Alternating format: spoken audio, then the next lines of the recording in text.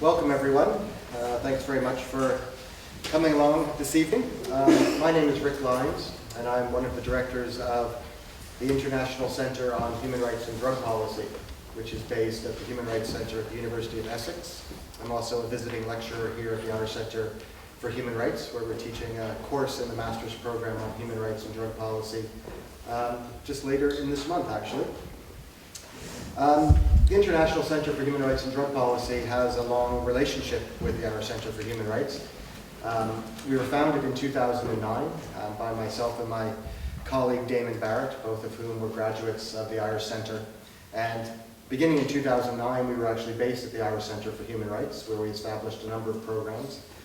We established a lecture program where we went around the world and around Ireland lecturing on human rights and drug policy to postgraduate law students like yourselves. We established a PhD fellowship in human rights and drug policy, which is now held by Being She, who is based here in Galway. And we also established the first and only human rights and drugs peer-reviewed law journal, which we're about to produce our third edition of, which is produced annually at the moment. Just earlier this year, we actually moved our headquarters away from Galway into Essex. Damon and I are based in London, and we had the opportunity to hire Nancy Prudhomme, who was also based here at the Irish Center for many years. So we have a long-standing relationship with the Irish Center. We're very pleased to be able to launch this new activity here in Galway this week. This is the first in a series of 6 debates on different topics related to human rights and drug policy, which were being held in universities around the world. Again, the first one here today is obviously on the issue of drugs and disability, but we'll also be going to Columbia University in New York next week. We'll be going to Pretoria later this month, and then following that we'll be going to Indonesia and to Bogota, and also then back to the UK to finish up at the University of Essex. So a wide-ranging international series of lectures, a different topic at each one, and at each one a different lineup of international experts looking to tease out some of these interesting debates linking together human rights and drug policy. We're particularly indebted to the support of the Irish Center for Human Rights and the University of Essex, and also to the Open Society Foundation's Youth Initiative, who have funded this particular series of lectures. As I said, this is our first debate, and before I turn it over to our chair, I'm going to say a little bit about the format. We're going to have 4 different speakers, 2 arguing one side of the issue and 2 the other. We'll have each of our panelists speaking for 10 minutes, taking turns, one proposing and one opposing the motion. And then we'll have an opportunity to have some discussion amongst the panelists and certainly open it up to the audience for question and answer and further discussion. We're particularly grateful and honored to have as our chair today someone who many of you probably know already, certainly one of the most distinguished human rights advocates here in Ireland, and also one of the leading authorities internationally on issues to do with human rights and disability, Professor Gerard Quinn, who's the director of the Center for Disability Law and Policy, also based here at NUIG. Professor Quinn's obviously a leading authority on international and comparative disability law and policy.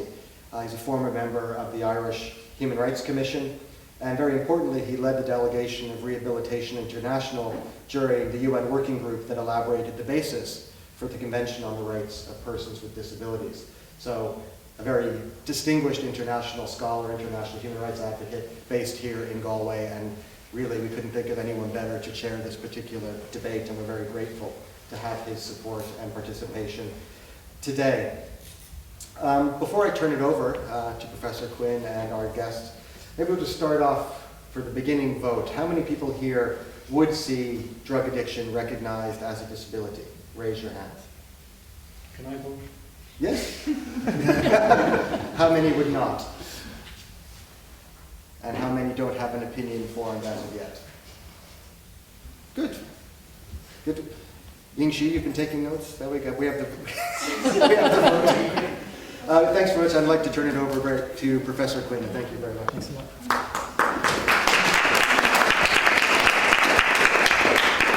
So thanks, Rick, for that. My chief claim to fame is I'm actually a former champion Irish accordion player, which in this culture means a lot more than academic distinctions. So my first act would be to invite the four panelists to assume your positions, please, your seats. Very fast, and music. The proposition we have before us tonight, despite my vote a few minutes ago, is endlessly fascinating, and I genuinely do have an open mind, but I just thought I'd get an early preference in. And it's whether drug addiction ought to be recognized as a disability. Flipped over, what it implicitly concedes is that it's not currently recognized as a disability. So logically, at least, the questions we ought to be addressing ourselves and the questions that ought to be dissected and dissolved by the insights from the panelists will be, why should it be considered a disability? What thresholds does it have to exceed in order to be considered a disability? And what are the putative advantages or disadvantages, particularly in terms of long-term policy and moving what everybody widely acknowledges as failed drugs policies away from very narrow foundations to a different plane altogether. So to help us try and wind our way through these questions, we have four very distinguished panelists. I must say, the first time I ever came across these issues was in the late 1980s, early 1990s, in the drafting of the Americans with Disabilities Act, when there were moves, quite successful moves, to explicitly exclude addiction from the coverage of the Rolls-Royce of anti-discrimination law on disability. And then laterally, the issue bubbled up, but only momentarily, during the drafting of the UN Convention on the Rights of People with Disabilities. You might say that because the issue really wasn't squarely before the negotiators, that the issue is yet to be resolved. And perhaps the concepts embedded in that convention are capacious enough to actually absorb drug addiction as a form of disability. But really the game is still in play. And we want to have our speakers speak for about 10 minutes. Some of them will propose the proposition, some of them will oppose it. And we will hold the rebuttal until after all four have spoken. And then we'll open it up to the audience, and then at the end of the day, there will be a democratic vote, and we'll see whether you've changed your minds.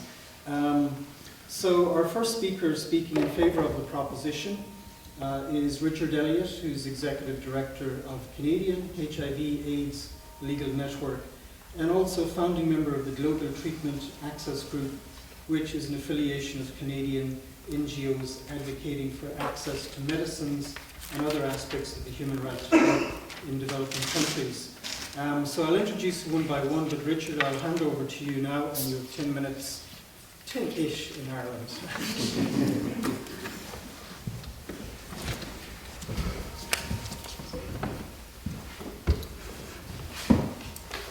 Thank you, Professor Quinn, and thanks to the International Center on Human Rights and Drug Policy and the Irish Center for Human Rights and the Center on Disability Law for the opportunity to speak to you this evening. I'm very pleased to speak in favor of the proposition that drug addiction should be recognized as a disability. I'd like to make three preliminary points before I dive into the substantive arguments that I'd like to put forward in support of the proposition. The first is that, in fact, drug dependence is, in fact, recognized as a disability for the purposes of at least some areas of law in some jurisdictions in the world. So it is, in fact, very much a contentious issue, and different jurisdictions have taken different approaches. Obviously, the perspective that I'll be advancing this evening is that that is, in fact, a correct use of the law to recognize drug dependence as a disability, and that those jurisdictions that have done so have got it right. The second proposition is one about terminology. The proposition that has been put to the room is that drug addiction should be recognized as a disability, and I would like to propose instead that we speak of drug dependence and whether drug dependence should be considered a disability rather than addiction, for a number of reasons. One, the term addiction and the term addict have come to be rather judgmental. They're loaded and stigmatizing in many ways. To refer to dependence rather than addiction, I think, is to allow for more precise use of terminology than the rather fuzzy and vague concept of addiction. when we're speaking of a health condition. And thirdly, it is in fact in accordance with recommended terminology from the World Health Organization and the terminology used in the International Classification of Diseases and Health Problems, the ICD. Indeed, it was some 40 plus years ago that the WHO had recommended that we abandon terminology such as addiction and habituation and instead use the term dependence, which of course can exist in varying degrees of severity. So that's rather my second point. Let's speak of dependence rather than addiction.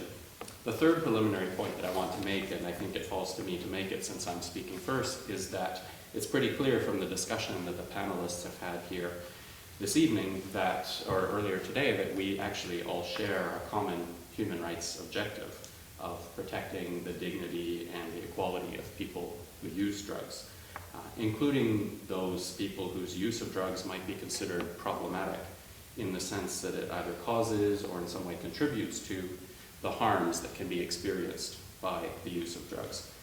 And although we may take different positions on the basic proposition over the course of the debate, I think we all share that basic premise, and we're all animated in the views that we offer by a desire to ensure the full respect, protection, and fulfillment of the rights of people who use drugs, whether or not we may differ on whether it should be considered a disability in law. So with those preliminary remarks out of the way, let me dive into two substantive questions that I think the proposition before us raises. The first is the one that is explicitly stated. Should addiction or dependence be recognized as a disability?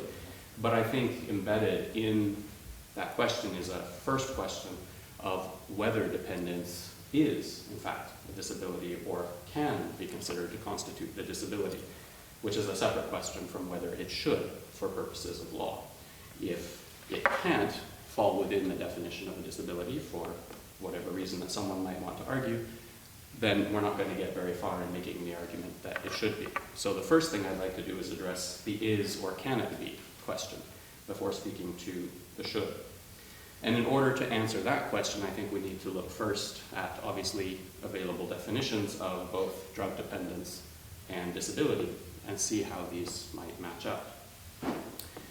And I'd like to suggest that whether we adopt a narrower medical model of understanding disability or a broader social definition of disability, which is increasingly recognized as a more sophisticated, nuanced understanding of disability and is reflected in the UN Convention on the Rights of Persons with Disabilities, drug dependence fits or can easily be made to fit within the category of disability, at least for some people with drug dependence.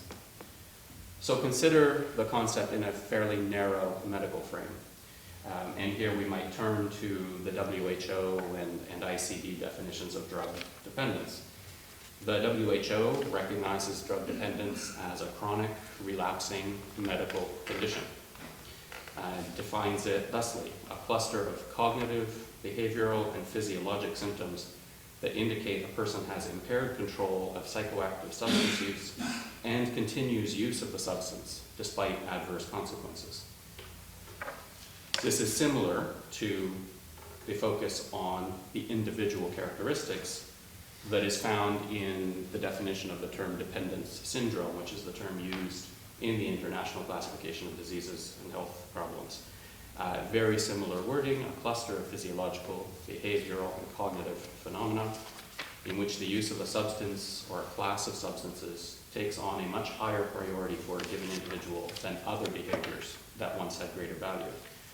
A central descriptive characteristic of the dependence syndrome is the desire, often strong, sometimes overpowering, to take the psychoactive drugs, which may or may not have been medically prescribed, alcohol or tobacco. And in order, under the ICD, for there to be a diagnosis of drug dependence, the ICD recommends that such a diagnosis should only be made if 3 or more of the following criteria have been present together at some time during a previous year. The first of those is a strong desire or a sense of compulsion to take the substance. The second is difficulties in controlling the substance-taking behavior. A third is a physiological withdrawal state when substance use has ceased or has been reduced. The fourth is evidence of tolerance to the substance, such that increased doses of the psychoactive substance are required in order to achieve the effects originally produced by lower doses. The fifth is progressive neglect of alternative pleasures or interests because of psychoactive substance use. And the sixth and final criterion for consideration is persistence with substance use despite clear evidence of overtly harmful consequences. So at least three of those criteria must be present simultaneously in order for a diagnosis of drug dependence to be made. And as you can see from the list, those definitions, those criteria, focus specifically on characteristics of the individual person, and they understand problematic drug use to be problematic specifically because of its adverse physical or psychological consequences. That is, in essence, the focus is on some sort of impairment of a bodily function or a limitation of some sort in some activity as a result of the ingestion of the substance. So that's one narrower, medically focused definition of drug dependence. But of course, the concept of disability is somewhat broader than that narrow medical focus. I suggest, however, that the broader social model understanding of disability actually makes my task this evening easier.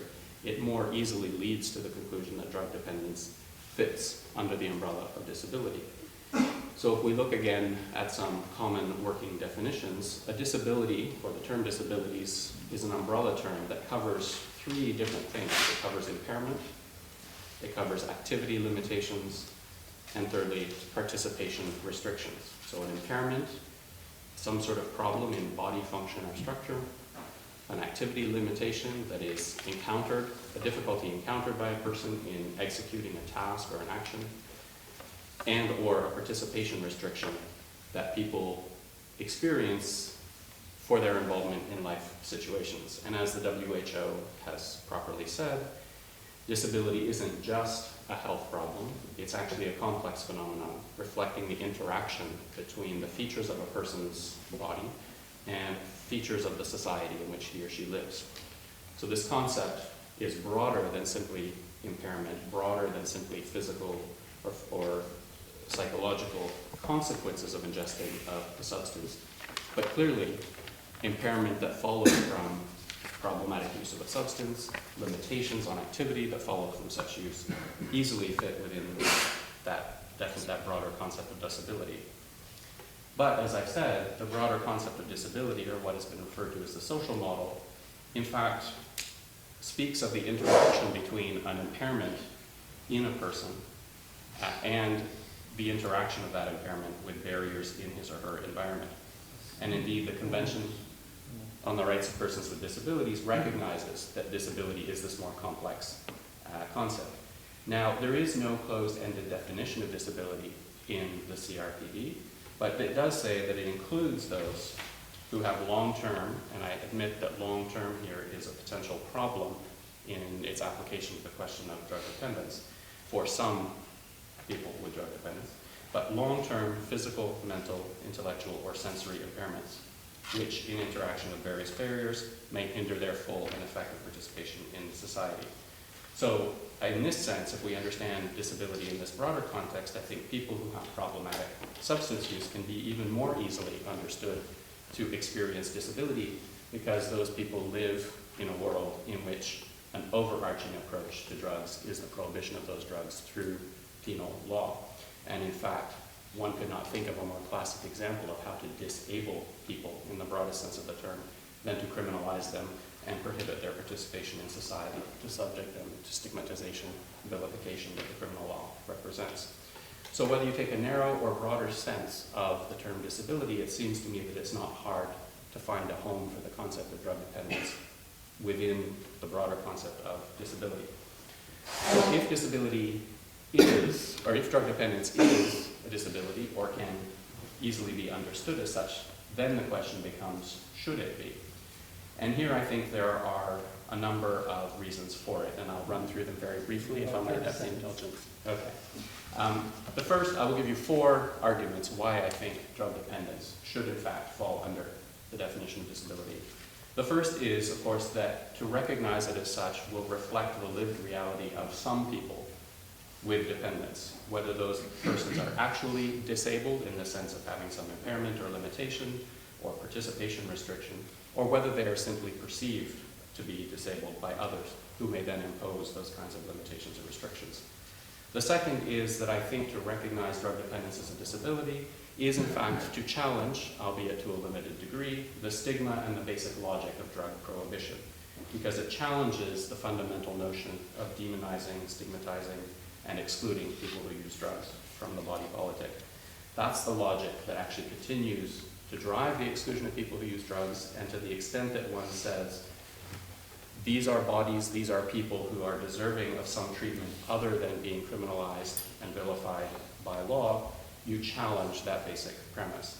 It is better, I think, to be recognized and treated in law as a patient rather than a criminal, although it is not without its problems, as I'm sure we'll hear more. It offers some protection to a degree from discrimination if one is to be recognized as having a disability, whether it's in employment or services, and I can give you a number of examples in the discussion that follows. And finally, it opens the door to entitlement to certain benefits, including under public and private insurance schemes for those who may be recognized as having a disability. All of these things seem to be significant benefits of recognizing drug dependence as a disability, and in my view, should lead to the conclusion that it should indeed be recognized as a disability in law, as has already been done in a number of jurisdictions around the world. Thank you.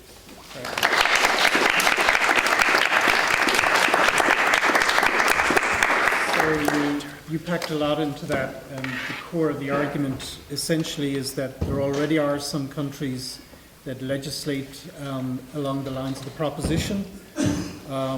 You prefer the notion of drug dependence as against drug addiction, mainly because you see drug addiction as a carrier for stigma, wearing your badge of David, so to speak. You say we have a common human rights challenge. Even though we divide on the technical issue, there is nevertheless a common human rights challenge. And I guess the interesting divide there was between your analysis of the is and the ought. And on both grounds you were saying disability, or rather drug dependence counts as a disability, because if you look at very narrow medicalized definitions, or if you look at broader socialized conceptions of disability, drug dependence fulfills all the core criteria. And quite interestingly, the arguments toward the end, very suggestively in terms of why nevertheless there are good sound public policy arguments for including it, I think puts it up to the next speaker. So now let me introduce you to the next speaker who will speak against the proposition, Rebecca Schleiffer, who works with Human Rights Watch in New York, and her background is in health and human rights, and a very interesting interest in the criminal law as an obstacle to the achievement of human rights for people with HIV and AIDS. So over to you, Rebecca. First of all, thank you for coming, and thank you for inviting me to join this debate, and thank you all for participating in the discussion. I want to start by saying that Richard's a formidable opponent, not least because we have the benefit of speaking together this morning. He made a neat move by changing the debate from should addiction be recognized as a disability to should drug dependence be recognized as a disability. And I'm going to move back for a minute and start with the point of great agreement among all the panelists, which is we recognize that people who use illegal drugs in particular, regardless of whether they suffer from what might be called dependence, addiction, face widespread and awful serious human rights violations throughout the world. Extrajudicial executions, arbitrary detention, forced treatment, and this happens in many countries in every region. And we all share a common interest, a common goal in identifying and developing and using strategies that would protect and promote the rights of all people who use drugs. And the question here is whether identifying some subset of these people who are addicted, is the best way to do this. I want to go back to the term addiction. I agree with Richard that addiction is a problematic term, not just because it's stigmatizing, it also is rather meaningless. It is a term that has no diagnostic criteria. It's not used in a consistent, meaningful way in medical, social, legal, and academic literature. But it is often used in policy debates, and often interchangeably with other vague terms: problem, drug user, addict, drug abuser. In fact, in the conversations and the discussions preliminary to during the development of the Convention on the Rights of Persons with Disabilities, they talk about drug and alcohol abuse. Again, it's not clear what that is. It's very subjective. It's also difficult to define with precision what current addiction is, or even if we adopt the term dependence, given that people can relapse after long periods of abstinence, and that many people function 100%, even if they regularly take methadone or other forms of substitution therapy. And it's not clear to me what the difference is between what's often called a problem drug user and a person who uses drugs. And in fact, in the eyes of the state, in the eyes of most state governments, there is no difference, a distinction that makes a difference. Now, I wanted to just review some of the reasons why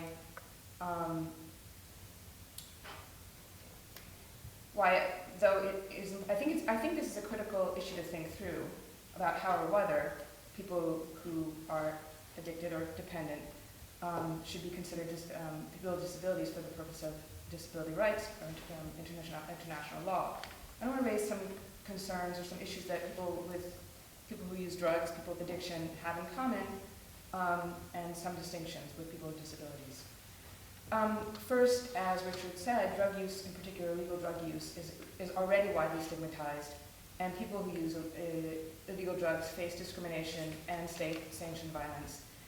Even with respect to disability benefits, in some countries, people who are active drug users, arguably the ones most in need of disability protections, are the ones who are excluded from the law. And that's true, for example, with the Americans with Disabilities Act, the so-called Rolls-Royce of disability protections. And even if we view that there are some people who might meet a medical definition of substance abuse or substance dependence, disability law won't protect most people who use drugs, won't fall into that category. And there's a question of if we have a category of people who are already some of the most vilified, marginalized people, we protect only one little piece of that group, whether that's going to further marginalize some of the people that we all claim to have an interest in working with to promote their rights.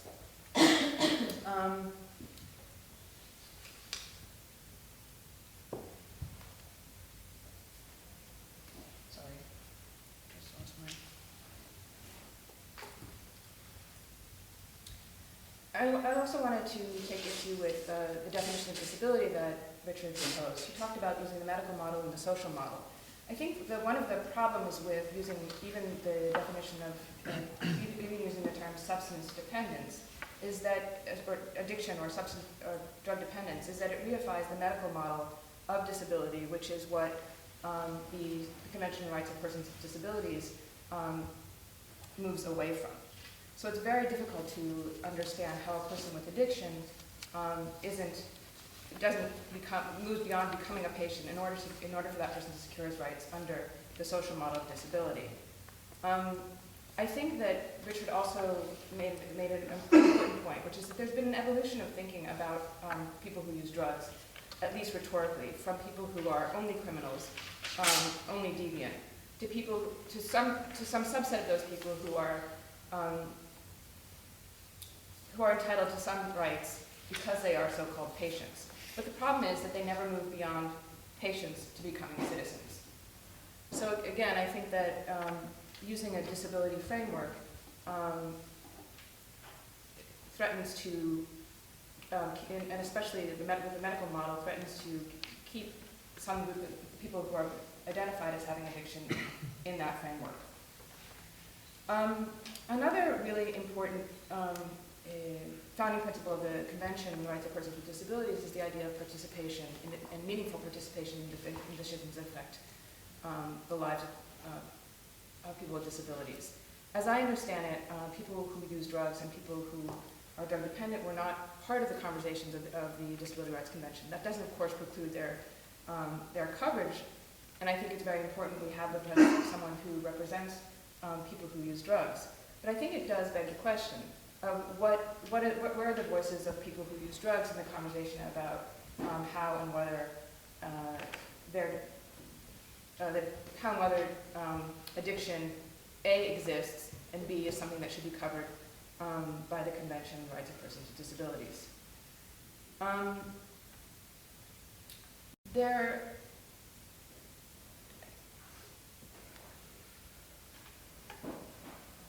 I think that there are also some legitimate concerns about the way in which addiction is framed or not framed that may raise concerns from people from the disability rights movement, and I really look forward to Professor Quinn's comments about this.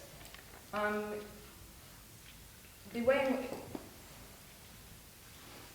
it's hard to understand the difference, for example, between someone with tobacco addiction and someone with drug addiction when we're talking about using the disability rights framework. It may be that Richard agrees that tobacco is a kind of addiction that meets the criteria of the ICD, international criteria, and that also would merit consideration. But at a certain point, I think that threatens, as a public policy matter, might threaten backlash from employers who are going to worry about how many people are going to need to accommodate under their disability laws.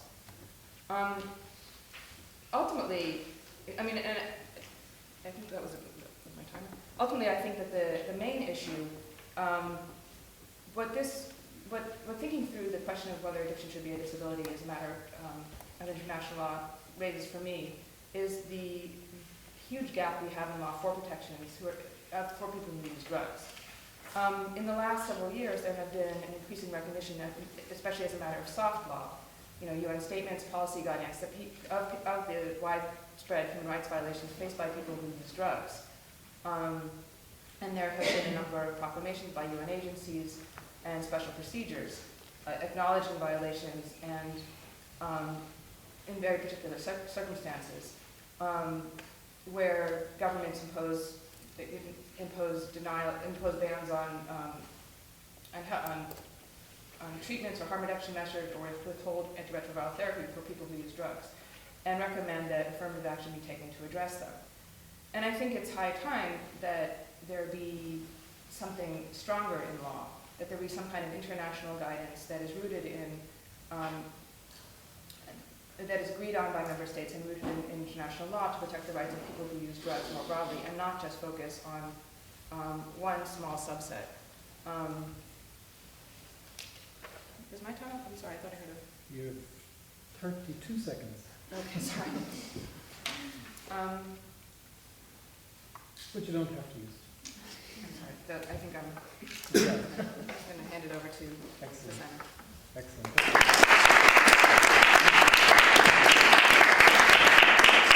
So basically you respond to Simon by challenging his neat move by attempting to remove the debate from one of addiction to one of dependence, in part by saying that the dependence concept is really a hologram of the addiction concept, and either way you're problematizing people, and that's essentially what we were trying to get away from in the Disability Convention.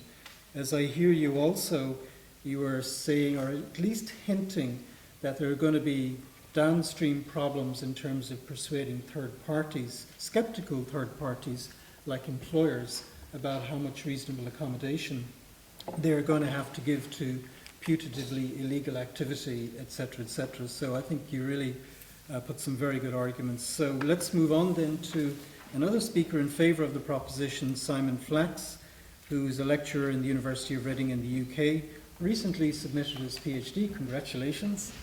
Over to you.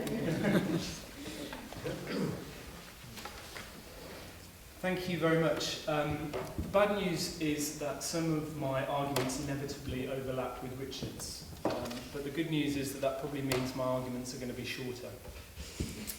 So I'm going to base my argument on a paper that I wrote on the exclusion of drug and alcohol addiction from the UK Equality Act 2010. This was a piece of legislation that brought together the different provisions relating to discrimination on the basis of sexual orientation, race, and so on. I'm not going to argue that necessarily in all circumstances and in all situations, people who are defined as addicted itself, as has been said, which is a nebulous term, should be recognised as disabled. And I'm certainly wary of imposing an identity on people. That said, as a social legal researcher, my concern is about exclusion and inequality, and in particular the legal exclusion of people with drug problems from human rights legislation. So, the UK Equality Act, people who are addicted, and that is the word used despite its nebulous understanding, they're not recognised as having a disability for the purpose of discrimination legislation. So, in fact, they're explicitly de-recognised. And there are two major arguments I want to make. One is the form argument, and this is based on human rights arguments, scientific legal classifications that Richard has already talked about, and it's particularly concerned with the social and symbolic aspects of the argument, looking at research on stigma and identity and so on. And then secondly, there's the functional argument, which looks at, for example, potential changes to employment practice, health service provision, and so on. So the form arguments, as we've already heard, drug and alcohol addiction, they're already classified, or substance dependence, they're already classified as disabilities within the international sphere. There are two internationally recognised systems of disease classification. One is the Diagnostic and Statistical Manual of Health Disorders, which I think Richard mentioned, and there's also the International Classification of Diseases, which is issued by the World Health Organization. Both classify substance dependence as a mental disorder. We're also probably familiar with Article 1 of the Convention on the Rights of Persons with Disabilities, which describes people with disabilities as having both an impairment and also that it's the interaction of this impairment with societal barriers that causes problems. As I understand it, and Professor Quinn might be able to confirm or deny this, proposals from the Ad Hoc Drafting Committee suggested that impairment would include the presence in the body of an organism or agent causing malfunction or disease. So it's pretty reasonable to assume that a drug would constitute an agent causing malfunction. That's to say, if such a drug were to lead to a mental or behavioural disorder. It's worth mentioning as well that bodies such as the Committee on Economic, Social and Cultural Rights have emphasised that states should adopt measures to address the stigmatisation of persons based on their health status, and this includes mental health problems. We've heard that other jurisdictions do either include or either expressly include people with drug and alcohol problems in disability legislation, or at least they don't exclude, like they do in the UK. And we also know that evidence of stigma and discrimination by people, experienced by people who have been classified as dependent on drugs or alcohol is unequivocal. So research by the UK Drug Policy Commission found that just 41% of people be willing to work with somebody with a history of dependence. Another survey by the Chartered Institute of Personnel and Development found that more than 60% of employers disregarded applications from people with drug and alcohol problems. And this leads on to the functional argument. So in the Equality Act, where people with disabilities are protected from discrimination in the workplace, for example, employers are expected to make reasonable adjustments to applications, interviews, and so on, so that people with disabilities are not disadvantaged. And I'm going to use the example of HIV because the definition of disability was fairly recently in the UK expanded to include people with HIV. And in terms of the kind of reasonable adjustments that employers are expected to make, they include allowing flexi time or the worker to start later, allowing the worker time off for medical appointments or if they're unwell, time off for counselling, allowing telephone calls for emotional support, and so on. These are all potentially changes to employment practice that people with drug and alcohol problems might benefit from.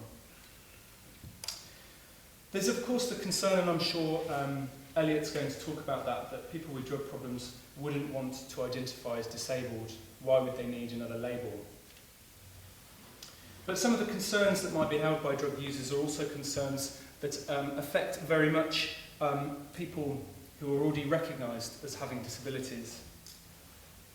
It's first of all worth mentioning that many who have a recognised disability don't identify as such. So a survey found that less than half of the people interviewed who would be covered by discrimination legislation didn't consider themselves disabled. Many thought that disabled people were those who used wheelchairs or who had sensory impairments, not people with, for example, mental health problems, diabetes, other conditions which would be classified as a disability for the purposes of being protected by discrimination legislation.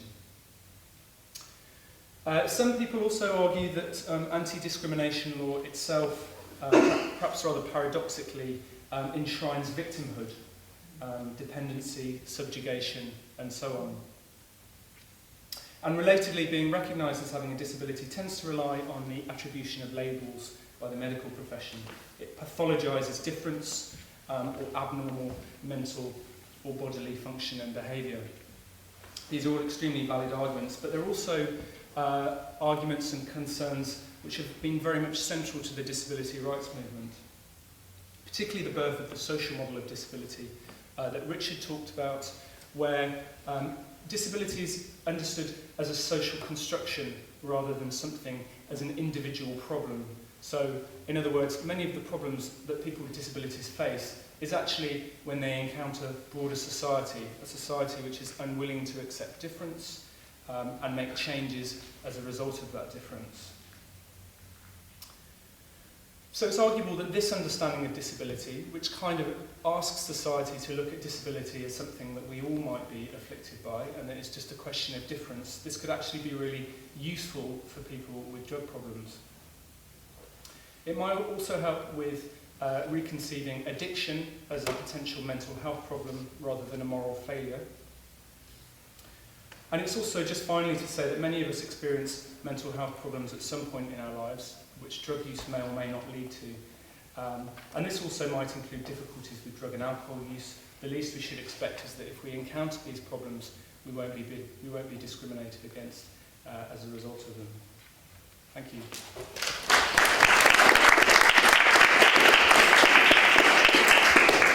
That was really excellent. You have your PhD. I think the move from the medical model to the social model is quite intriguing. And I mean, the double game you're playing in favour of the proposition is to argue that if we're confined to the medical model, then clearly drug dependence, drug addiction, whatever is included. But it doesn't begin or end there, because really all of the action in town is with respect to the social model, which primarily does not start from the premise that people are problems. And that's actually something shared between people with disabilities and people who are drug dependent, almost this automatic labeling and problematization of the person, but in fact comes from a much more different social construct idea of difference, and then, as it were, to attract the label of disabled enables you to protect yourself against the negative use of that difference. So really, really intriguing, so expect it to be drawn out in the debate. So now we hand you over to our last speaker on the panel, who will speak against the proposition, Elliott Albers, who is activist in the movement for drug users' rights and is part of an international peer-led advocacy network, which is very impressive, I must say. Thank you. Thank you for support.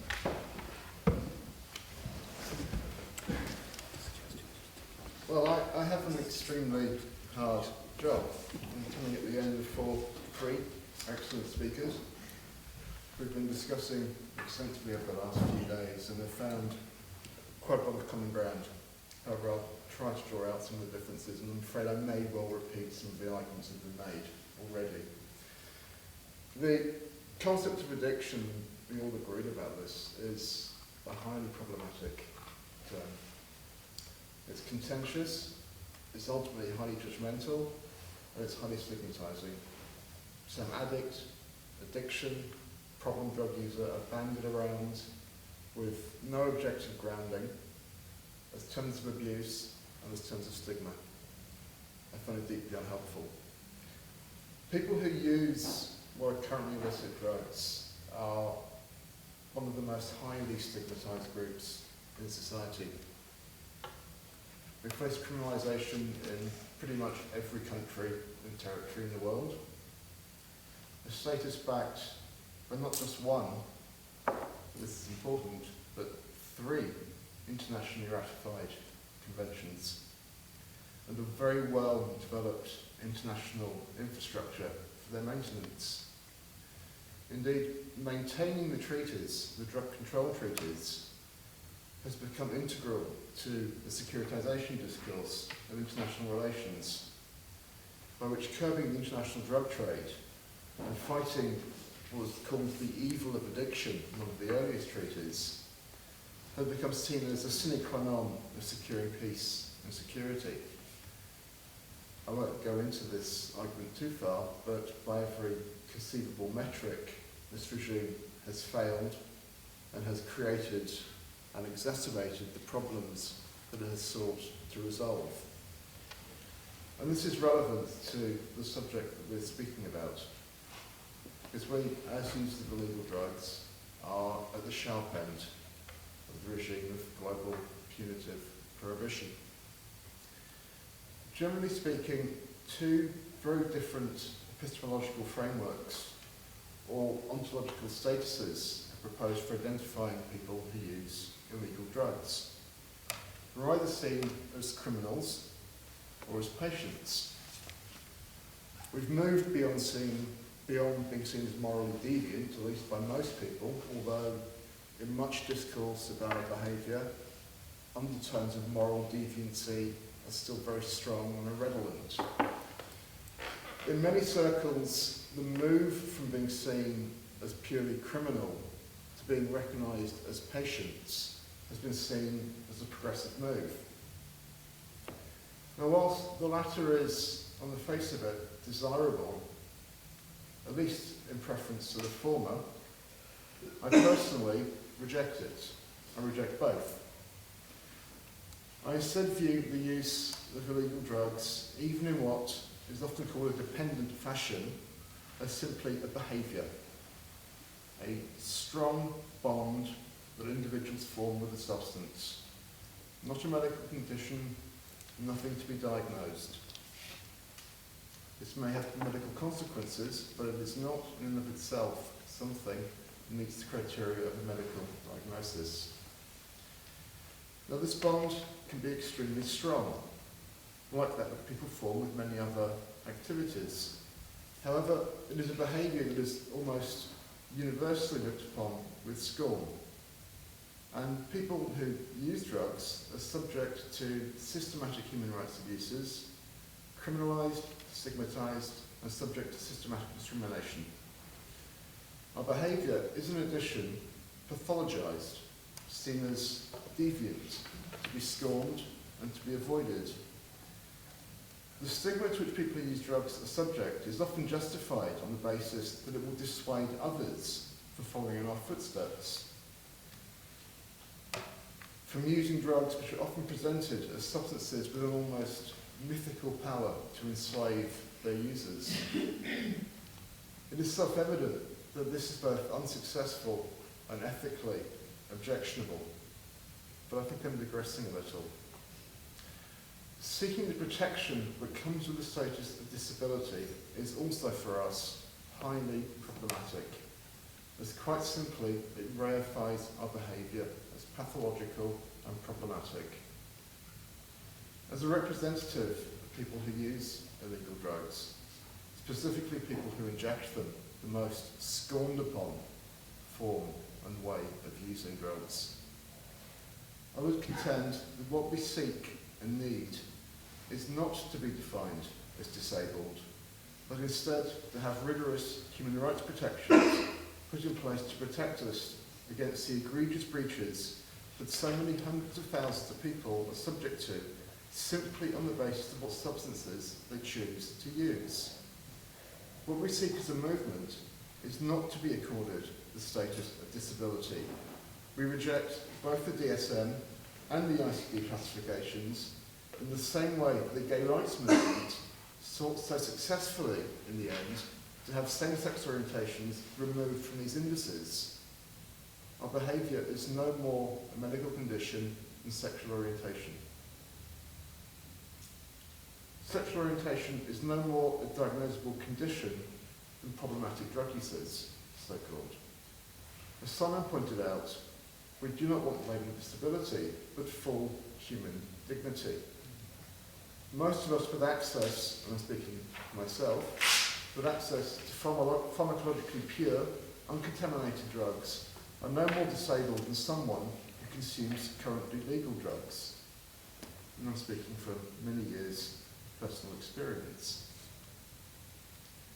Even when this use falls into what is labelled dependent, when a withdrawal syndrome is present, I would still resist invoking the protections of disability law, as so many of us who do use in such a way experience no other problems than those that are direct sequelae of prohibition. This includes the denial of HIV prevention services, forced treatment, incarceration in detention centres, extrajudicial killing and torture, the removal of children, refusal of housing and employment. However, under conditions of prohibition, seeking the status of a patient and being prescribed drugs can be immensely helpful. For some of us, we have no other choice but to sometimes adopt the status of being a patient. But that is not to say that I believe in taking this position upon ourselves. It is a tactic used under conditions of prohibition. As such, to ask to be labelled as disabled solely on the basis of one's drug use would be to reify and reinforce the logic of prohibition and medical models of drug use, as well as because, as has been pointed out, the social model of disability. Furthermore, the number of people for whom drug use is their sole problem is actually vanishingly small. Indeed, analyses of the harms that are caused by the use of illicit drugs has shown that most of those problems are artificial sequelae of prohibition and not pharmacological consequences of drug use itself. Diamorphine, heroin, is widely used in medical settings in a safe and controlled way. The problems that can be traced to the drugs themselves are by and large consequences of prohibition. They are namely adulteration, uncertain quality, and uncertain quantity. Opiates, for example, as I've said, are widely used in medical settings, perfectly safely, and can be used in such a way outside of a medical setting. They do not become something else when used outside of the instructions of a doctor. However, repressive legal environments, various types of discrimination directed at people who use drugs, not least of all the deeply racist nature of the execution of the drug law in the US most notably, would seem to indicate that we are not talking about a disability, but about the sequelae of the current legal and political environment in which certain drugs are used. The definition of dependence that Richard elucidated is itself deeply problematic for many of the reasons that have been outlined. In order that one meet the definition's criteria, one need not display any phenomena that are diagnosable by medical techniques, diagnosis, or indeed any objective test.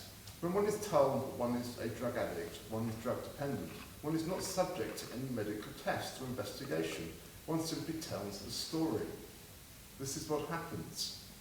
There are no tests. It is not an objectively identifiable condition. Most of the criteria, therefore, are subjective judgments and are ones that are exacerbated, if not caused, by prohibition. The perceived stability, therefore, is one that is created by processes of exclusion, disempowerment, and criminalisation. Many of us who would, according to the internationally accepted definition, be considered to be drug dependent, are far from being disabled, in fact highly competent and very far from being disabled. What we are is subject to processes of stigma and discrimination, and in many regions of the world, gross human rights abuses on a systematic scale. What we are seeking, therefore, is access to services when we need them, protection of our human rights and civil liberties, as well as recognition as full citizens. Thank you.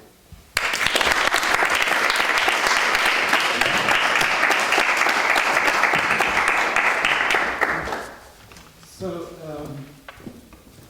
that was totally fascinating. I mean, what's coming across is a motivation, a willingness, a desire for people with drug dependence, if I can use that term, to open up the cornucopia of human rights, both to afford freedoms, but also to afford supports, and perhaps on occasion to afford protections, but nevertheless there's hesitancy to utilize the label of disability as the key that opens up that portal for all of the reasons that came out. So you've all staked really interesting high ground, and so now let four flowers bloom and contend, and you can rebut each other, and then we'll throw it open to the floor. So I'm sure you have responses to one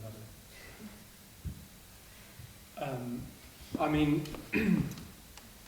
the thing is, as we were saying before, I have enormous amount of sympathy for Elliott's argument, and I don't think any of us are actually completely steeped in our positions. We can all see different sides of the argument.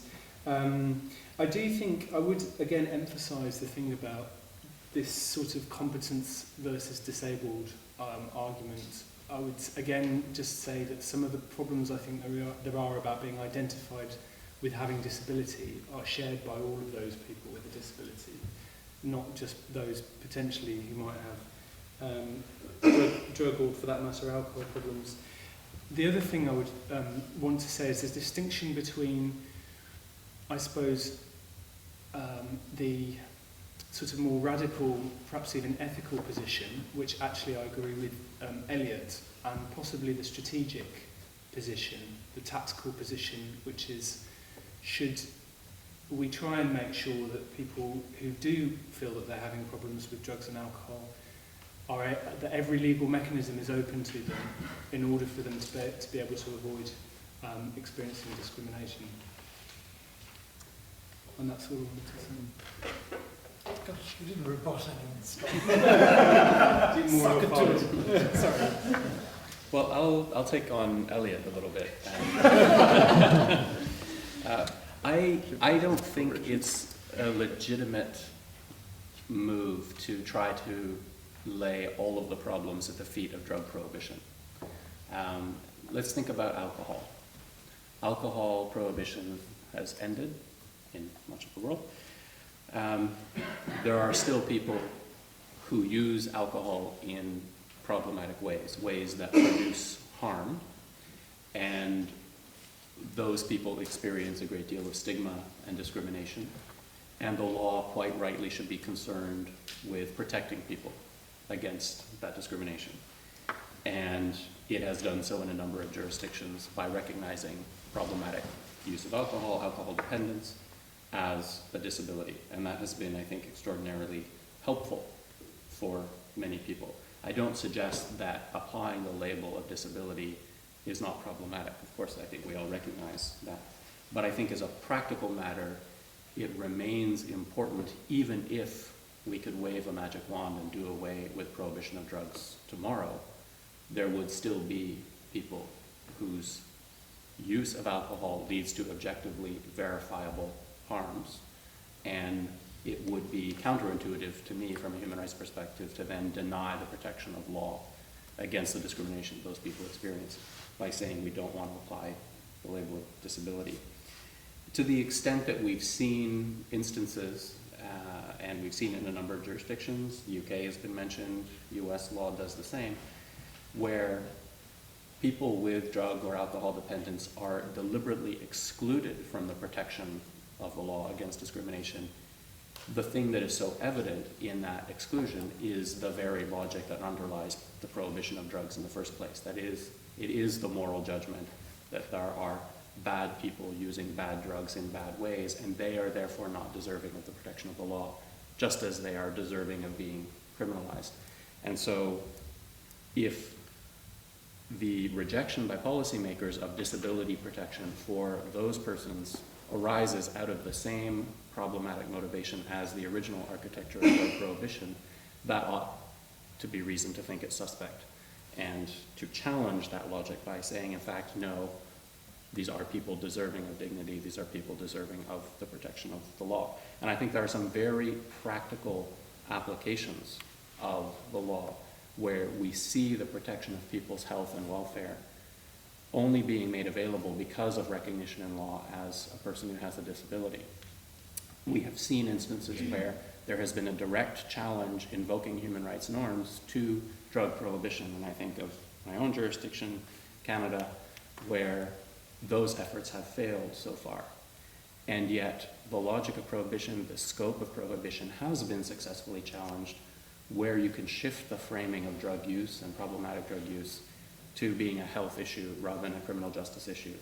There have been very real successes in limiting the scope of criminalization of people who use drugs with this counterweight of reframing this as a health issue and, in some cases, as a disability, for which protection under law is therefore the logical consequence. So a very concrete example is litigation on supervised injection services in Canada, where because addiction, which is the language used by the court in this judgment, or dependence, was recognized as a health condition, the courts then went on to say our constitutional protections for equality and security of the person attach here, and the criminal law must give way. We cannot let the criminal law go so far as to criminalize people to the point where they cannot get access to health services that keep people alive, that protect them against infection with infectious diseases, that prevent against fatal overdose, etc. Therefore, because we can think of this in this way, the logic of prohibition has to cede some ground. I think that's a very important potential benefit for the health and safety of people who use drugs, and it would be a shame to give that up because of a concern about applying the label of disability. To the extent that we're concerned about the stigma that goes with the label of disability, we in a sense continue to give it that power if we say we don't want that label because disability is a stigmatized label. So at some point we have to break that cycle. Elliot, do you want to come back on that? You make a strong and good case, Richard, and I'll have problems with rebutting you. Nonetheless, I'll try. What very often happens is you have a very complex social, economic and political environment. You have people with a whole range of social problems and disadvantages, lack of education, lack of housing, lack of prospects, lack of opportunities, lack of social and cultural capital. When you throw into that mix the use of illegal drugs, or even legal drugs, even alcohol, what people tend to see through a very pharmacocentric lens is just the use of the drugs. And then we tend to ascribe to the use of those drugs their magic power, their causative power, to be the bringer and wreaker of all destruction. And what we're actually talking about is a web of very complex social and economic problems. You talk about the safe injecting zone in Vancouver. It's a phenomenal intervention, and of course they welcome it, they celebrate it. But what you don't add is that the downtown east side is one of the most deprived areas of Vancouver. It's an immensely poor environment with a whole range of social problems. Drug use is not the only one. People who are using illegal drugs and have access to social and cultural capital don't need to use the safe injecting facility and probably won't. They'll be injecting at home. It's indigent, homeless drug users who have no other options who'll be using the facility. That being said, we still don't require the label of disability in order to be given access to necessary services to prevent the transmission of HIV and injecting related complications. Can you carry that out of it? You don't need it or you don't want it, or both? Both. Yeah. Both. That being said, as I think I alluded to, sometimes under the conditions in which we're living, we do adopt medical arguments. We will position ourselves medically. I do it in order to get a supply of safe, non-contaminated drugs. But I don't consider myself to be suffering from an illness.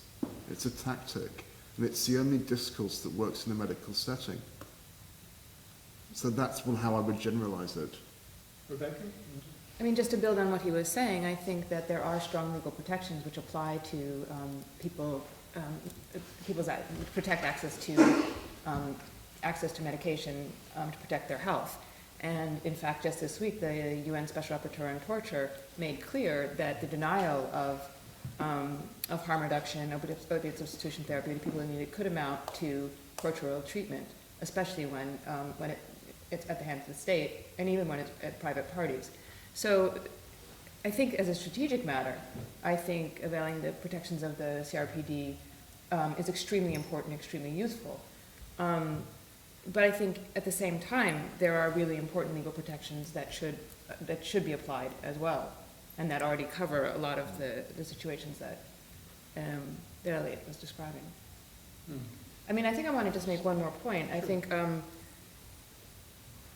there's another related to some of the things that Elliot was saying. I think that one of the things that people who use drugs and people with particularly psychosocial disabilities share is that they are commonly believed to lack legal capacity, the capacity to make decisions on their own behalf.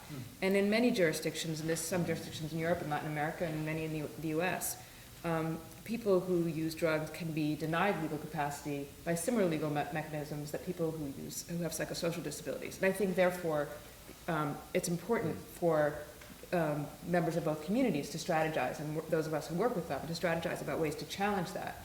But I think while we are doing that, I think we need to recognize that if, for example, Elliot were to move to Peru,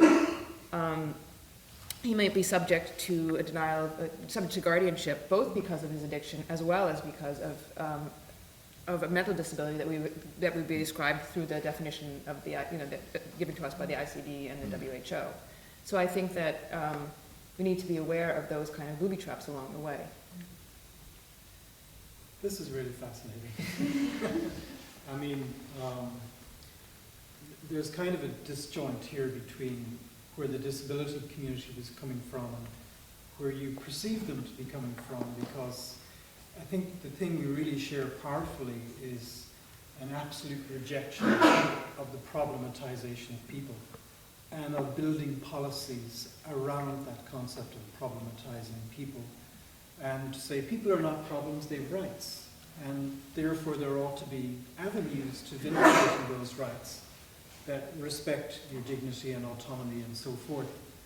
It just happens to be an accident of legal history that the way we tended to organize that, at least in the past, was by forcing you through certain funnels to attach your badge of David in order to say, I qualify, therefore give me X, Y, and Z. Which you really oughtn't to be forced to do if we take seriously this notion of intersectionality, which I read a lot but don't really understand. And also it's quite fascinating because people in the disability community would adamantly reject the kind of stigmatization that in reverse has been attributed to the movement, because the whole ethos is that we're all disabled, we all have certain functional limitations. I have many, actually, when it comes to finances particularly. And in a sense, the disability community was saying this treaty, although it's labeled a Convention of the Rights of People with Disabilities, is not about disability. It's actually about the universal human condition. And it's just the latest iteration of the theory of justice as applied in this particular area. And in fact, for a long time, I'll shut up here, for a long time during the negotiations, we were at one in rejecting the need for a definition of disability, because in a sense we saw the social construct model as being so serious that we didn't need to draw the peculiarities of the person, medically or otherwise, and then force you to squeeze yourself into one or other categories. We were gazumped by the European Court of Justice that in the middle of the negotiations produced a judgment that looked like a definition of disability, and then we had to switch, but trying to preserve as much as possible the social construct metaphor and the commitment to justice in the human condition as distinct from just medicalized conceptions of disability. But there I shut up and throw it open to you, because I'm sure you have lots of observations and questions and rebuttals of your own. Well, I have two questions, one for who oppose and one who are pro, using the idea of drug addiction or drug dependence in disability. First is the Committee on the Rights of Persons with Disability has raised the fact that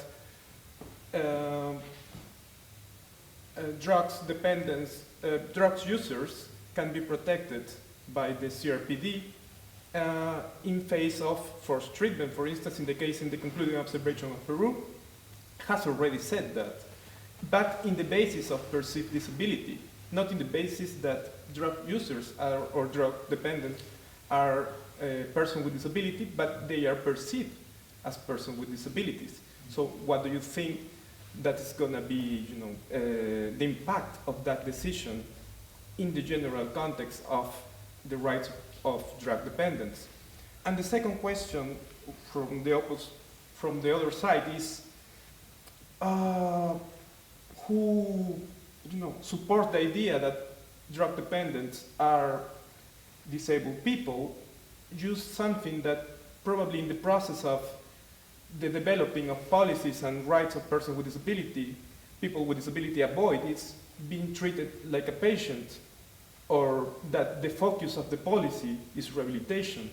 And that's when I found a problem, and it's that maybe drug dependents and person with disability shares at some point the same kind of discrimination on the basis of the lack of capacity, as Becca said, but probably the kind of policies they need are different, because we're focusing at some point, to freedom, or the fact that they may need treatment. There is a discussion open there, but in the case of persons with disabilities, about how we challenge structural disadvantages. So we're facing another kind of policy that we need in the case of persons with disability, and how you pull that for drug dependence. So I feel a contradiction there, because we're pulling the whole system to the medical model to put rehabilitation and access to services, and that's not the way. A person with mental disability will say, I have the freedom to refuse that. So we're problematizing me. My problem is not the lack of services. Maybe it's really about exclusion, and the recognition of diversity will say, well, I have the right to refuse everything. We'll take one more, and then you can reflect on that, because that's profound. I just have a few points. I don't know whether they're relevant to the debate, but the first point I'd like to make is that, I have a lot of empathy for people who are dependent on drugs and other addictions, but I'm really concerned about the impact of their behaviour on, in their private lives and in their public lives, in terms of their families, etc., etc. And then I began to wonder is that if people choose, and I think addiction is a choice of in some form or another, that if they choose to take these drugs or other abuses, what responsibility are they taking for that choice? Because with rights are responsibilities, and with choice there's also responsibility. And I'd also like to hear the panel's view on the issue of victimhood, which I think is very prevalent in the Western world, basically. And I'd also like to make the point that, for example, in Pakistan or in the Yemen, opium farmers who are growing these drugs are very poor and often very hungry, and they take drugs in order to suppress their appetite. They may have just one meal a day, and then they take these drugs in order to, so that issue is about poverty and about hunger. So I'd just like to hear the panel's views on that. Wow, great questions coming out. Let's hold this for a moment and get the panel to respond, then we'll come back to your question.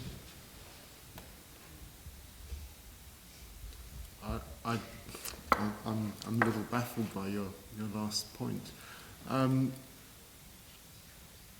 Amongst the problems that prohibition has caused is the enslavement of many farmers to narco cartels when they could be producing food crops. That is a sequelae of prohibition, of nothing else. It's a consequence of the global regime. there are lots of poor farmers, not all of them are drug crop farmers. At the same time, drug crop farmers are also subject themselves to a whole range of human rights abuses. The aerial fumigation of their crops, for example, the pollution of their land by aerial fumigation, the attacks upon them by, and pressure put upon them by narco-terrorists and narco-criminals to deliver up crops, and only to grow one crop rather than food crops. So these are all problems that can be resolved, and I'm not sure what bearing it has on this debate. So those are the remarks that I would make to it.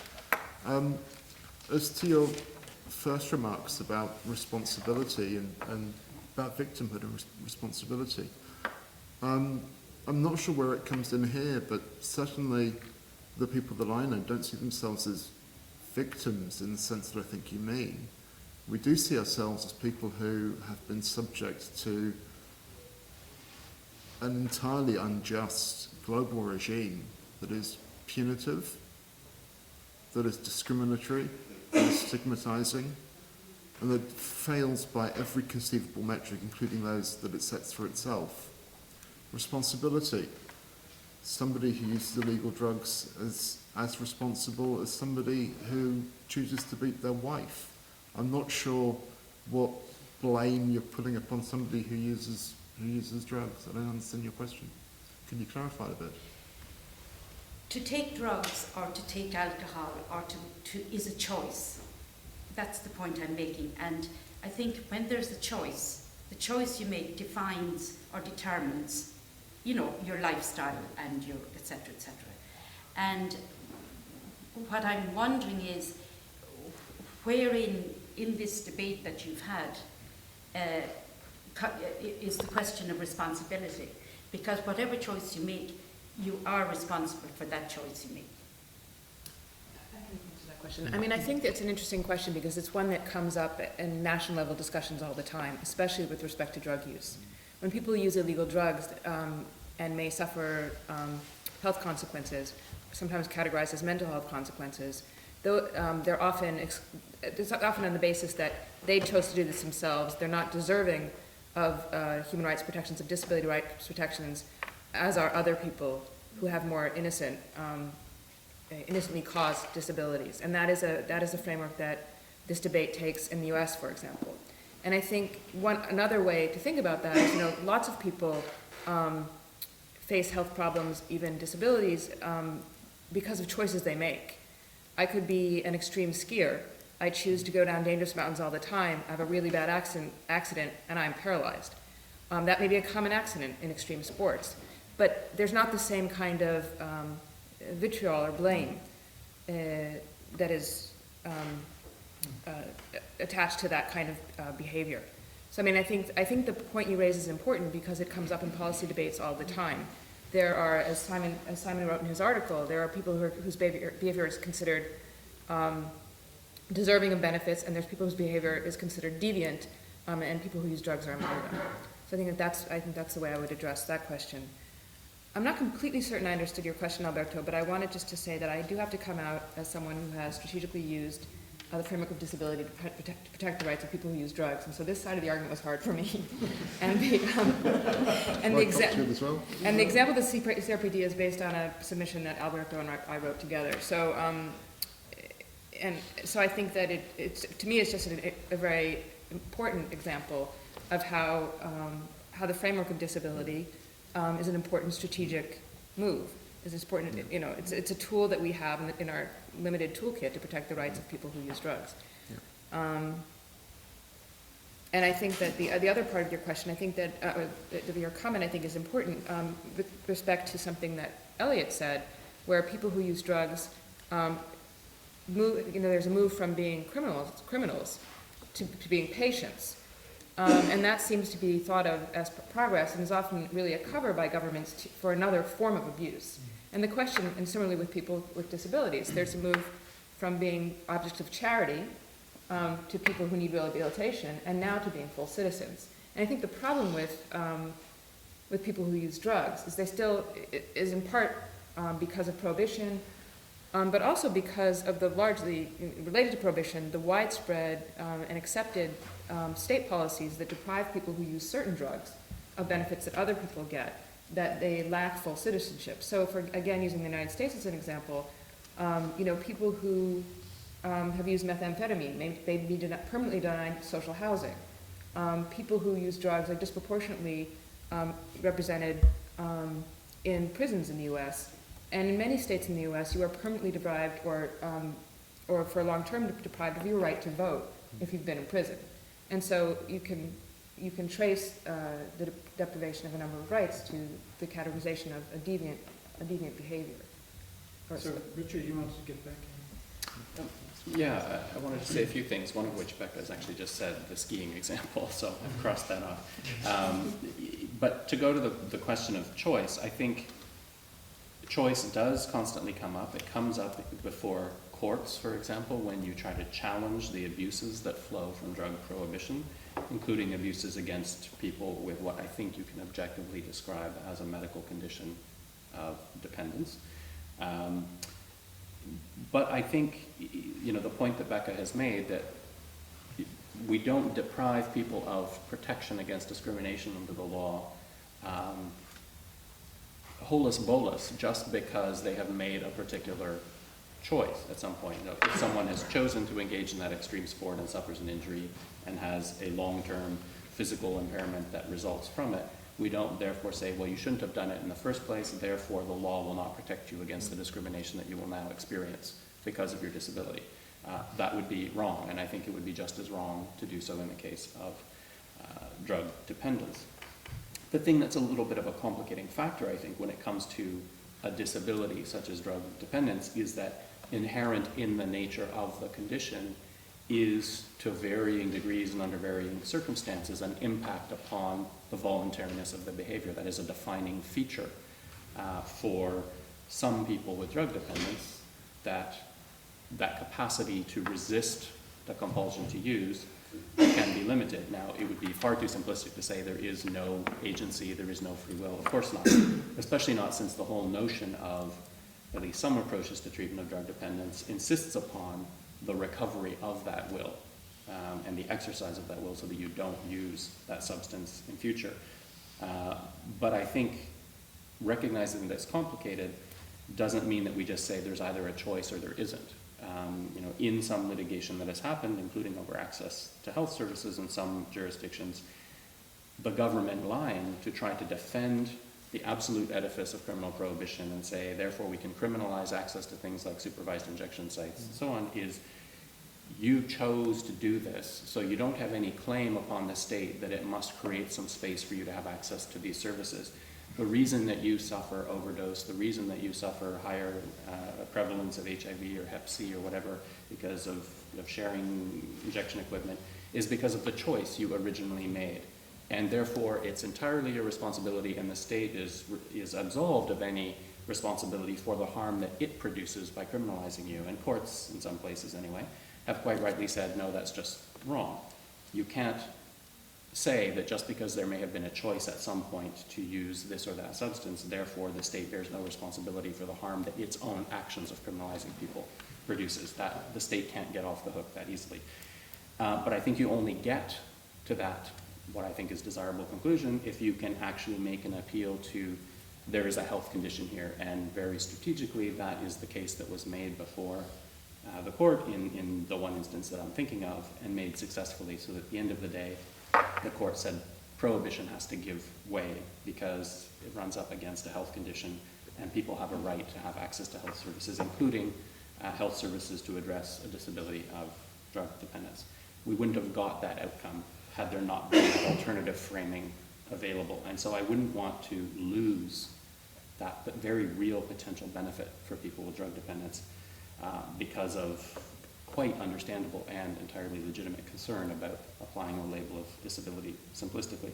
To go to your first point, Alberto, because I'm not sure I understood the second, I don't think jurisprudence recognizing protection for people based on perceived disability, I think you mentioned a particular case, is anything new. I think that is already a very well-established concept in disability law. And it's well established in those jurisdictions where drug dependence is already recognized as a disability. Whether you have an actual dependence or you're simply perceived to have a dependence is sufficient to trigger the protection of the law, which is as I think it should be, and provides a certain measure of protection for people who may not have those criteria for a diagnosis of drug dependence and who may just be an occasional user, but for whatever reason have run up against the stigma and discrimination that people who use drugs encounter, and because there's a perception that they may be disabled and that they may have a dependence, and therefore lose their job, get kicked out of housing, get denied benefits, etc. And I think that's an important penumbra of protection that is important for people who, even if they don't necessarily have what might be clinically considered drug dependence, it's still a broader protection of the law, which is important. What's really interesting in our language, in our professions about universal human rights, is what keeps creeping back into the equation is divisions between deserving and undeserving. And that's quite fascinating to me because wearing another hat, I see it in the interface between old age and disability, where many who are acquiring through old age and impairment adamantly refuse to see themselves as disabled, although in fact they are, which means they're in a sense internalizing a division between the deserving disabled, which is them, and the undeserving disabled, which are the others. So yes, you have a point. Yeah, just my apologies in advance that I don't have the background in any of this, so I'm just going to ask a couple of simple questions. When you talk about recognition, you're referring to current and former drug users, I suppose. So they don't have to be current, they can be former drug users as like 20 years ago. Then you refer to several jurisdictions who recognized drug use as a disability. Could you give like one or two examples and say what the driving factors behind that? And then I would like to know if you would use the same argument for like addiction to gambling or to sex or to adrenaline. Then coming back to the skiing thing, maybe I'm saying this too simple, but I think if somebody is into extreme sports and has an accident and is incapable of using his legs afterwards, he's not going to be recognized as a disabled person because he is into this extreme sports. He's recognized because he has a physical, irreparable damage. And I guess if you have a drug user over a certain time who has similar physical conditions that you can't revoke, there wouldn't be a question about recognizing it as disability.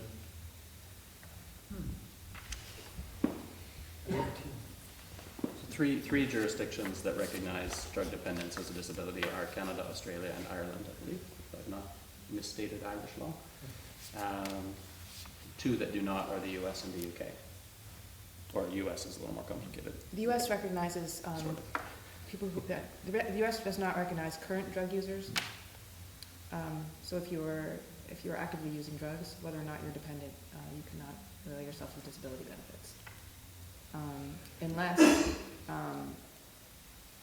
Unless it's considered for the purposes of, I'm sorry, you can't you can avail yourself of many disability protections under the Americans with Disabilities Act.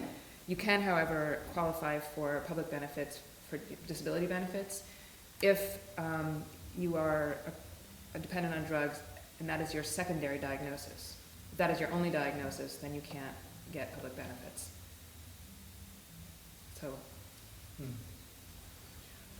Correct me if I'm wrong, but you are considered to be disabled under the Americans Disabilities Act if you're a current drug user undergoing rehabilitation? Yes. Yeah, okay. So again, the distinction between the deserving... except for I think it's a current drug user, meaning somebody who's not currently using because you're undergoing rehabilitation. So, yeah, we... So interestingly, that is a recognition of you have a problem that should be fixed, but only if you are actively attempting to fix the problem, at which point presumably you come out of that disabled category. Will we recognize you as someone with a disability? I mean, it's completely counterintuitive. And also relatedly, in the UK Equality Act, you are considered to be disabled if the addiction, as it's called, results from drugs that were originally medically prescribed. The guilty So and the it's innocent. it's a stigma clause, basically. It's a very explicit stigma clause. And we were saying this earlier, because not many cases get to court because these things aren't contested, nobody really knows what that means to originally being prescribed. So would methadone count, or we don't really know. So some of the interesting debates in the US Senate when drafting the ADA had absolutely nothing to do with the logic of the ADA. It had to do with exclusions from the ADA. And the interesting thing is some of the exclusions are actually included under other federal anti-discrimination law, which makes no sense whatsoever, which leads me to suspect that it was inarticulate ideas of these distinctions between the deserving few and the undeserving others that were at play. And that's what I mean about the logic of drug prohibition driving what we considered in the law of disability. Right? That's clearly prohibition trumping protection against discrimination because of people with this condition thought to not be deserving of that protection. Yeah. So if that's the origin of a refusal to recognize people with drug dependence as disability, that ought to be a great cause for concern. And I think it's no more evident than in the U.S., where, for example, with the Social Security disability benefits, people who are current users of drugs were eligible until 1996, when their eligibility was removed. And you know, I have just a small comment. Yeah. I think just in terms of just paying attention to the terminology we use. Richard was just talking about people who lack the capacity to resist compulsion to use. People who are drug dependent as having that compulsion and can't lack capacity, and that those might be people we might recognize within the category of disabled. And I think there's another way to think about people who have drug cravings and how they deal with them, which is that people may be responsibly addressing their cravings for drug use by injecting periodically during the day so they can actually do their job. And so I think there's an important framing when we think about using drugs, whether it is because I think in the UN literature, the UN Office on Drugs and Crime, in the DSM and WHO, there's this idea that a person who's addicted to certain drugs really can't control themselves. They have to do this thing. When in fact, the fact that they are doing this thing, the fact that they are injecting is enabling them to lead a productive life.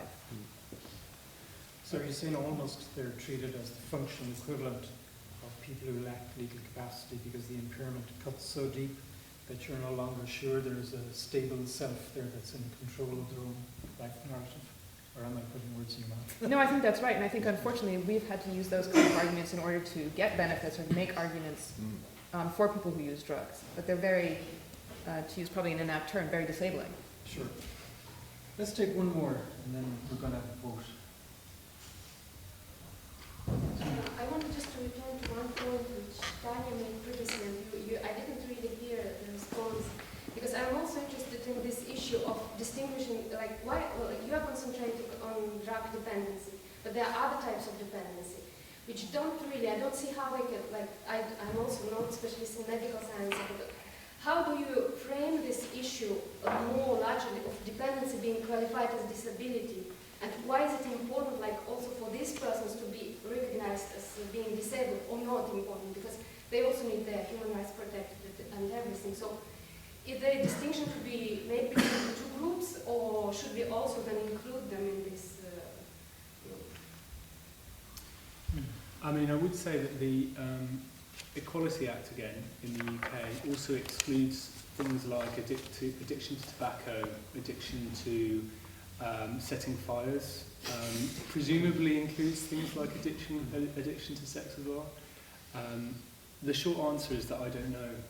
So I've just intervened just to say I don't know. It's a really good question, and it's something that I thought about, but it's a really good question. Under the Rehabilitation Act in the US, kleptomania is considered a disability.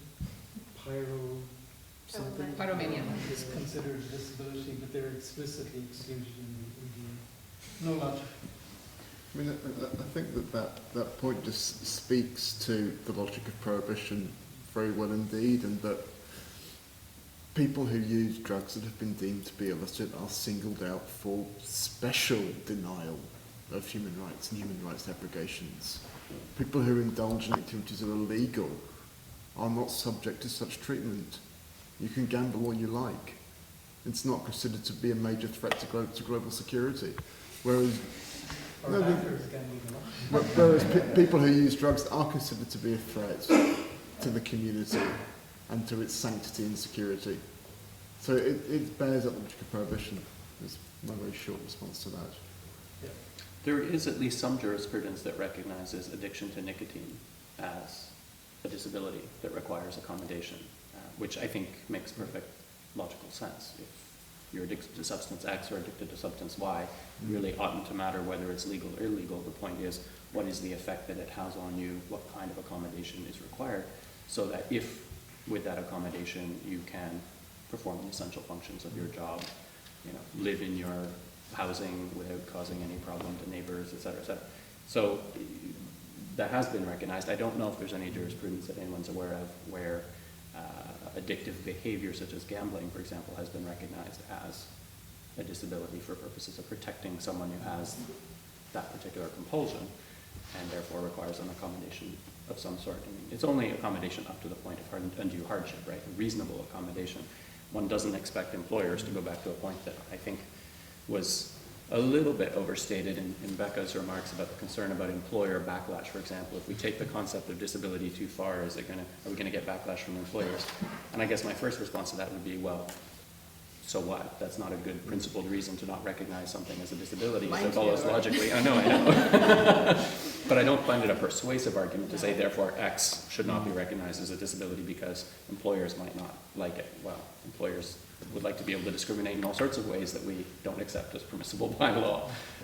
So I don't know about gambling. I mean, maybe that's a trickier one. The employment situation is quite interesting because in the US you have the Drugs-Free Workplace Act, which kind of in a sense pushes back the protections of the non-discrimination Act. So it's kind of the enabling space for employers basically to operate the control policy. So we've got to wrap up because we have right to food and the duty to eat. So I'll just say one or two quick words, but we do want to hold a vote, and let me put it to you. Rick, do you want to do it? No. Okay, I'll put the vote. You voted earlier on, but it's interesting to see whether you've changed. So who was keeping tabs on the numbers? Was anybody keeping tabs? We didn't do a count, but there was only a few for, more against, and even more without an opinion. So that was my count. Let's see how many are for this time and see if it's increased at all. For the proposition that drug addiction should be recognized as a form of disability. Oh, we haven't carried it. Wavering. Who's against? Okay, clear majority. And Can we have a category of, like, it depends on the situation? Yeah. For protection. Has anybody changed their vote? Yeah. Just very briefly, why and what did you vote? Well, I voted against it in the beginning, and I would now say I would abstain because I don't know enough to actually make a final statement on it. Okay. The exact opposite. I didn't know enough. Now I know a little more, so I'm entitled to an opinion. Which way It should be vote? recognised as a disability. Okay. Interesting. My first vote was against, but I have to admit I was persuaded by the arguments around strategy, that there might be strategic exceptions. And so now I would put myself in the don't know category if you took the count, because I couldn't say yes or no to the general proposition. It would have to be a case-by-case consideration for me. So. More don't knows, which adequately reflects the Irish population. So thank you very much. I think that was really revealing and a lot came out in the wash.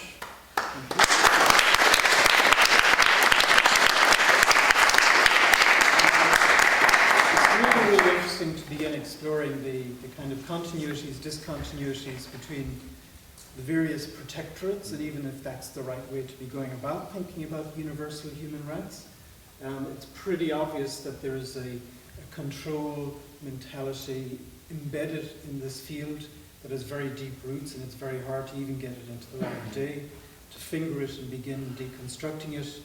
And it's interesting that when you begin to deconstruct it, you begin to say to yourself, well, don't people have autonomous choices to make in their lives? Certainly the law has warrant to intrude when there is clear and present danger particularly to others, but not necessarily when the clear and present danger is to yourself, because we can exercise our autonomy to erode our autonomy if we wish to do so. Not many of us, not all of the time, but there is a certain dignity of risk that we're willing to afford many other quote-unquote socially deviant groups that we're unwilling to apply to certain enclaves still in our culture. So it's a really interesting question about the unfolding of the logic of the rule of law and universal human rights to begin dissolving all of those little islands of immunity that continue to exist. And you're absolutely right to question whether the migration from the control mentality to the health mentality is a plus or a minus. I'll tell you a very funny story. I led Rehabilitation International during the negotiations on the Disability Convention. We tabled an article on the right to rehabilitation and were slapped back ignominiously, immediately, by all of the NGOs present, and quite rightly so, because they only saw it from their experience, which was a form of control in another guise, period. And the only way it could get back into the convention is that if you pegged it visibly, clearly to the exercise of individual autonomy. It was the only way in which the quote-unquote healthcare provisions could be re-rationalized, rebundled to underpin individual autonomy and so forth. Whether or not you need to wear the badge of David of disability to open up the door that's remained shut to universal human rights is the $64 million question. It may be a tactical issue of, well, if we do it now, we'll at least put down some stage posts along the way to what we're all aiming toward. Or you may decide that the cost is too much, because even though there might be the episodic victory, you might be, as it were, reifying the problematization of people. But in fact, that's not what we're trying to do in the disability sector at all. So I voted yes, but now I'm unsure. So thank you very much, and thank you to Houston School for allowing your wonderful facilities to be used, and Ray and Rick, if you want to close. Great, thank you very much.